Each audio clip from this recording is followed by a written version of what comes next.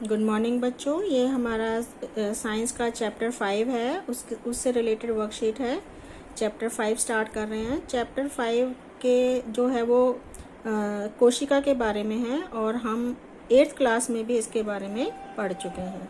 तो स्टार्ट करते हैं हम प्याज की झिल्ली से। ये मैंने यहाँ पर प्याज है, इसकी ये जो झिल्ली है, ये अगर इसको हम माइक्रोस्कोप यानी कि सूक्ष्मदर्शी के नीचे देखें, इसकी स्लाइड बनाकर, तो हमें बिल्कुल ऐसा ही नज़र आता है। यानी कि ऐसे छोटे छोटे कंपार्टमेंट नज़र आते हैं, इनको हम कोशिका कहते हैं। और इनमें जो ये काला काला स्पॉट नज़र आ रहा है, ये केंद्रक नज़र आता है।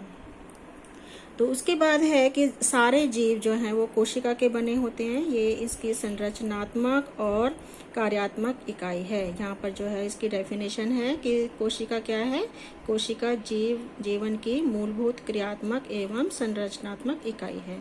संरचनात्मक क्यों कहते हैं? क्योंकि सारी संरचना कोशिकाओं को मिलाकर ही बनी हुई है। और क्रियात्मक क्योंकि सारे कार्य जो एक जीव के अंदर होते हैं वो सब कोशिका में ही होते हैं। अब इस तरह से हम जीवों को दो प्रकार के हम कह सकते हैं कि एक कोशिकीय जीव और बहुकोशिकीय जीव। जिन जीवों का शरीर केवल एक कोशिका का बना होता है वो एक कोशिकीय जीव, जैसे अमीबा है, बैक्टीरिया है, पैरामीशियम। और बहुकोशिकीय जीव जिनका शरीर ज्यादा कोशिकाओं का बना होता है, जैसे पादप है, जंतु है, कवक है। कोशिकाएं मिलकर उत्तक बनाती हैं, उत्तक मिलकर अंग बनाते हैं, अंग से अंग तंत्र बनते हैं और तंत्रों से फिर जीव बनता है। फिर नेक्स्ट है, क्या सभी कोशिकाएं एक जैसी होती हैं? नहीं, सभी कोशिकाएं एक जैसी नहीं होती। उनके कार्य अलग अलग होते हैं, इसलिए उनकी जो है बनावट भी अलग अलग होती है। अब कोशिकाओं को हम दो प्रकार की हम जो है संरचनात्मक के आधार पर हम बांटते हैं कि प्रोकैरियोटिक और यूकैरियोटिक।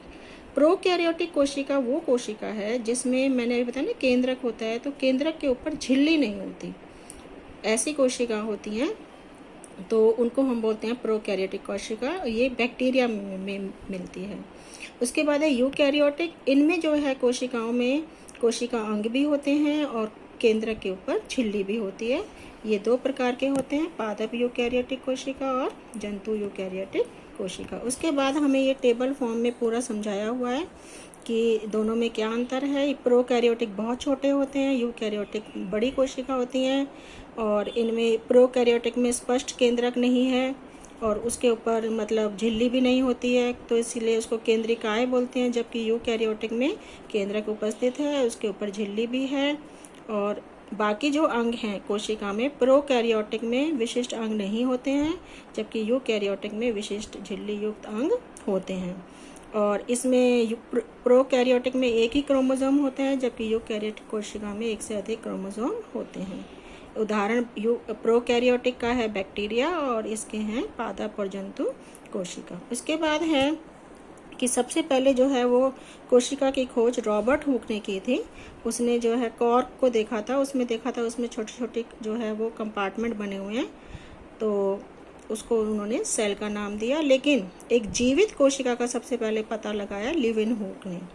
तो ये एक वैज्ञानिक हैं।